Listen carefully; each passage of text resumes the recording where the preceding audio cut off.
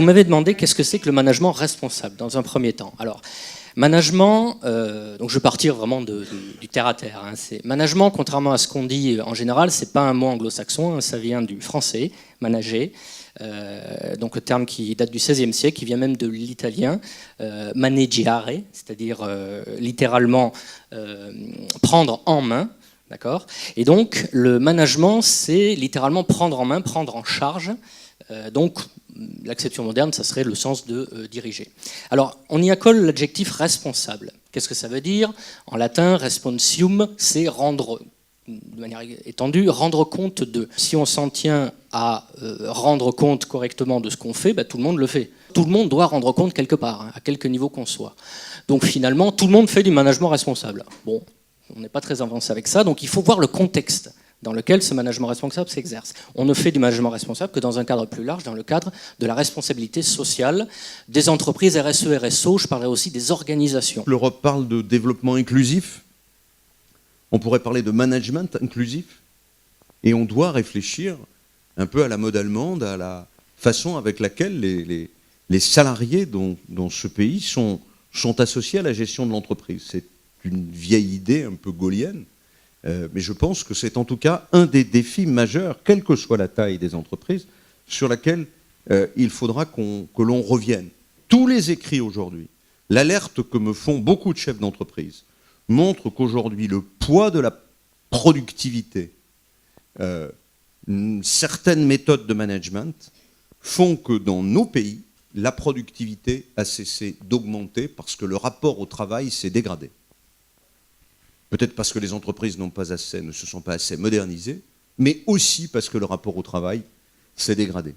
Nous, ce qu'on a observé, c'est que l'engagement de la RSE et la performance de l'entreprise, elle repose d'abord et avant tout, ça ne vient pas de la base, hein, on n'est pas sur le bottom-up, c'est le top-down. Si le chef d'entreprise n'est pas convaincu, si le manager, le dirigeant n'est pas convaincu, ça ne prend pas. Vous pouvez avoir une équipe de gens motivés, etc. Si le chef d'entreprise ne donne pas le signal, ça ne marche pas. Je vous donnerai juste une stat qu'on a fait avec l'expérience, on a fait une typologie.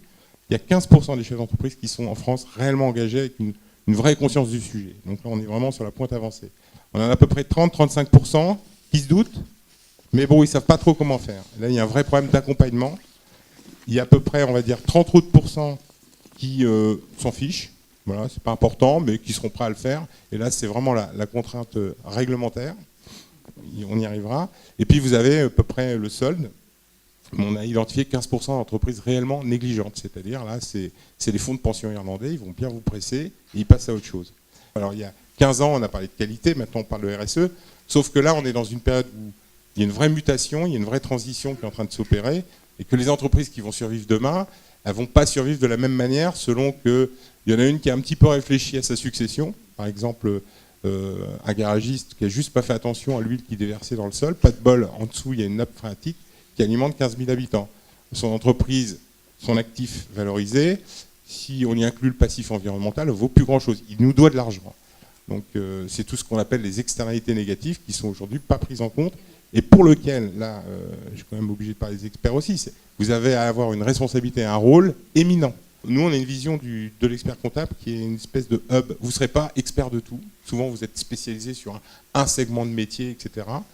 Mais par contre, vous avez un pôle relationnel qui vous permet d'orienter et de piloter.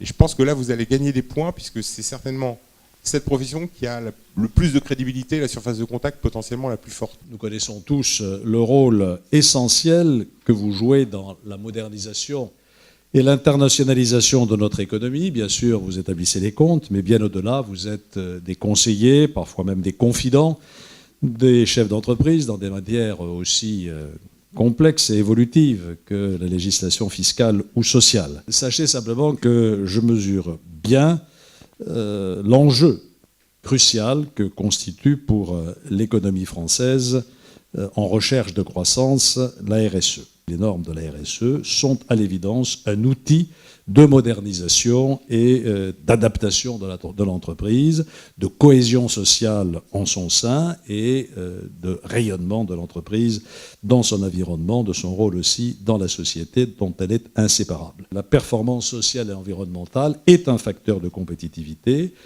En premier lieu, la méthode elle-même est féconde, elle permet à l'entreprise de se projeter sur le moyen et le long terme, ce qui, hélas, est souvent difficile dans la vie de l'entreprise, et de revisiter en profondeur ses pratiques, de remettre à plat ses pratiques, de les diagnostiquer, de définir des objectifs et des indicateurs, et de les suivre dans le temps. J'ai démarré il y a quelques années, un peu plus longtemps que d'autres. J'étais un disciple d'Octave Gélinier qui, lui, parlait de direction par objectif. Et en fait, à l'époque, tout était dans l'entreprise imaginé au travers d'une direction participative. Direction par objectif, ça voulait dire simplement on transmet un certain nombre de responsabilités aux hommes et on fait en sorte qu'ils puissent appliquer dans un cadre qui était prédéfini de la décentralisation, de l'imagination et de l'efficacité, de la souplesse. Alors pour moi, la responsabilité sociétale de l'entreprise, elle est surtout tournée vers les hommes de l'entreprise. Comment faire en sorte que les hommes participent plus, vivent mieux un certain nombre d'expériences, se forment mieux, intègrent un certain nombre de règles qui sont des règles, je dirais, d'égalité, des règles d'intégration.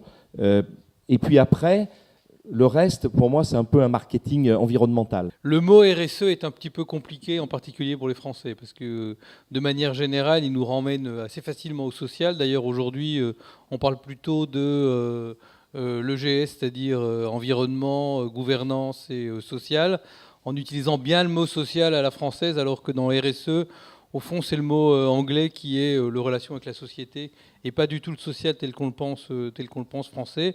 Et probablement que y a là une petite question complexe. Au fond, la RSE, c'est la manière, pour moi, c'est la manière dont l'entreprise répond à l'enjeu de développement durable. Il ne me semble pas que la RSE, c'est faire bien. Si on disait la RSE, c'est pour un chef d'entreprise faire bien, alors on pourrait dire c'est comme M. Jourdain. C'est dans l'ADN d'un certain nombre d'entreprises d'être responsable depuis longtemps. Et donc la RSE, c'est un peu un nouveau fonctionnement lié à ça. Je pense que la RSE, c'est vraiment faire autrement. L'enjeu, c'est de dire que nos entreprises sont confrontées à des réalités tout à fait nouvelles. Par exemple, sur le champ énergétique, la question énergétique n'est quasiment pas une entreprise pour une question, un enjeu pour toutes les entreprises depuis 3 siècles, en tous les cas en Occident. Eh ben, dans les 50 ans qui viennent, la question énergétique est une vraie question. Le coût de l'énergie, la sécurité de l'approvisionnement énergétique, voilà, ça c'est un sujet nouveau, sujet de RSE.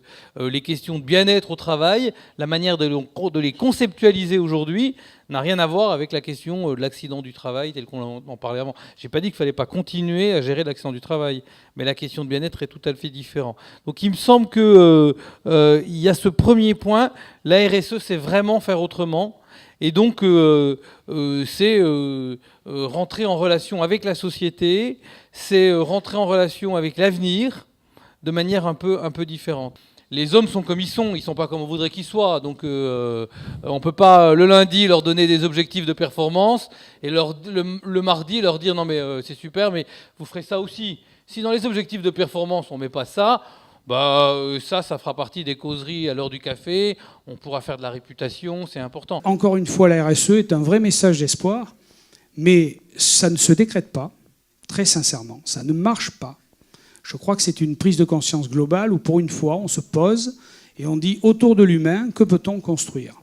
Sans oublier les valeurs fondamentales du résultat du 31-12 de l'année en cours. Mais, encore une fois, le fruit, le produit du travail de l'ensemble est au service de l'ensemble. Et que chacun doit y retrouver sa part. Il appartient donc aux dirigeants de veiller aux grands équilibres. Je distribue quoi ? Je réinvestis quoi ? Et dans ce que je réinvestis, est-ce que je suis dans un cercle vertueux qui continue d'alimenter ce qu'on a créé ? Je dois dire que depuis 22 ans, ça fait 25 ans que je suis dans ce groupe, j'y suis resté pour cette raison, la possibilité de maîtriser son destin, ça n'a pas de prix, c'est pas facile. Encore une fois, la RSE ne résout pas les problèmes qu'au quotidien une autre entreprise peut avoir, mais vous avez forcément une autre approche des marchés, vous avez une autre approche des collaborateurs, et vous avez forcément une autre approche des organisations. En transversalité, vous n'êtes pas dans le pyramidal de base, vous êtes dans des échanges permanents. C'est plein de petits chantiers qui permettront demain certainement le mieux vivre, le mieux-être. Hein. Certes, le bilan est important, ça reste un indicateur pour moi important chaque année, je vous rassure, mais ce n'est plus le seul indicateur avec lequel je pilote l'entreprise. On voit que la RSE, ce n'est pas un concept simplement tendance, attirant, ça peut être concret. Déjà, je regarde les professionnels dans la salle et je dis, déjà, est-ce qu'ils sentent qu'on est sur quelque chose de concret et pas simplement des grands discours? J'ai entendu le management responsable, moi je résumerais ainsi, très tôt et très en amont, lorsqu'on prend des décisions dans une entreprise, on en mesure tout de suite l'impact. C'est-à-dire quel impact ça a sur le social, sur l'environnemental, sur l'économique. Donc ça, c'est quelque chose qui ne se fait pas après, comme vous disiez, monsieur le professeur, mais c'est en fait un mode de management du quotidien.